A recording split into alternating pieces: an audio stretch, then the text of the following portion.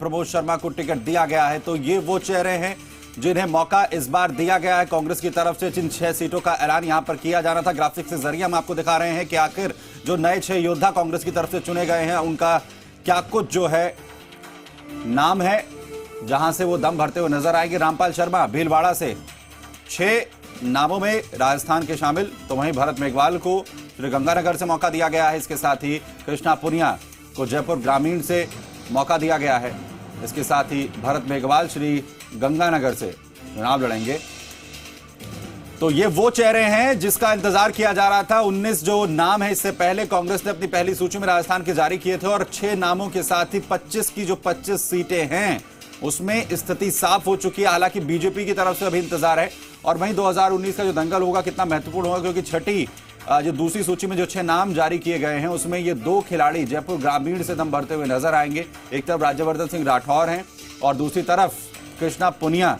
राज्यवर्धन सिंह राठौर ने जहां 2004 के ओलंपिक में हिंदुस्तान का नाम रोशन किया था, तो वहीं कृष्णा पुनिया 2010 के कॉमनवेल्थ गेम में जीतने में कामयाब रही थी। और तमाम जो सीटें हैं उसमें जो स्थितियां किस तरीके से बन रही है, बहरहाल इस पर बातचीत करने के लिए हमारे साथ यहां पर मनोहर बिश्नोई जी मीडिया संवाददाता जुड़ रहे हैं। मनोहर, दूसरी सूची जारी की गई, राजस्थान के लिए 6 नामों का ऐलान यहां पर किया गया।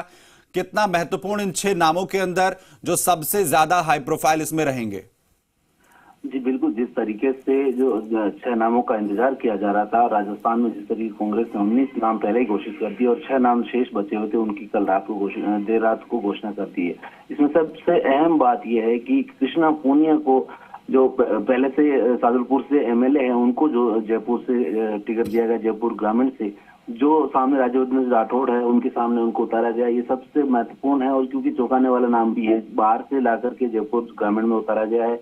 वहीं जो ब्राह्मण समाज का जो विरोध झेल रही थी कांग्रेस, उन 2 ब्राह्मण चेहरों को टिकट दिया गया है। भीलवाड़ा से रामपाल शर्मा और जो प्रमोद शर्मा जो झालावाड़ से दिया गया है।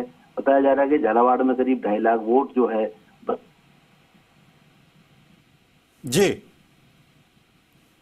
लगातार मांग कर रहे थे टिकट की। तो देवकी नंदन काका जो उनको राजसमंद से टिकट दिया गया, हालांकि वहां राजसमंद में जो गुर्जर समाज की तादाद कम है भीलवाड़ा के बजाय। कुल मिलाकर कहा जा सकता है कि टिकट तो सभी समाज को देने की कोशिश की है, लेकिन ये कितने कामयाब हो पाएंगे ये देखने वाली बात होगी। ये दो सीटें जो सबसे महत्वपूर्ण जो हमें इसमें नजर आ रही हैं, एक तरफ राज्यवर्धन सिंह राठौर के खिलाफ जिस तरीके से उतारा गया है कृष्णा पुनिया को, और कहा यह जा रहा था कि किसी विधायक को भी मौका यहां पर दिया जा सकता है। कैबिनेट तक की बात कही जा रही थी कांग्रेस की तरफ से कि प्रदेश में जो है मौका दिया जाएगा, लेकिन विधायक को यहां पर जिस तरीके से मौका दिया गया है, ये सीट अब कितनी इंपॉर्टेंट हो जाएगी 2 खिलाड़ियों को, जिस तरीके से किस स्ट्रैटेजी के तहत जो है कांग्रेस चल रही है। और अजमेर सीट, ये क्या कह रही है दोनों के समीकरण?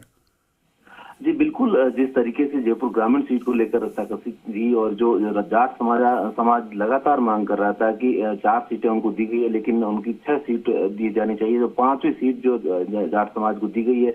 अजमेर सीट जो है सबसे चौंकाने वाली, चूंकि रिजू झुंझुनवाला का नाम जिस तरीके से उछला और उसके बाद इनको टिकट भी मिल गया, और वहां जो सामने भागीरथ चौधरी भाजपा से चुनाव लड़ रहे हैं, जाट समाज और अन्य समाजों के लोग जो वहां टिकट की मांग कर रहे थे, लेकिन कांग्रेस ने रिजू झुंझुनवाला पर दाव खेला है। अब देखने वाली बात ये हुई कि अजमेर सीट को कितना सुरक्षित निकाल पा रही है कांग्रेस, और क्योंकि जो अलग अलग समाजों को जो प्रतिनिधित्व देने की बात है वो कांग्रेस देने के प्रयास यहाँ जरूर कर। बिल्कुल, यानी कि जो बीजेपी की तरफ से सूची जारी की गई है वर्तमान के 16 जो है 19 सीटों का अगर यहां पर जिक्र किया जाए, तो वो भी कहीं ना कहीं कंसीडर की गई है कांग्रेस की तरफ से जब उम्मीदवारों को यहां पर ऐलान किया गया है।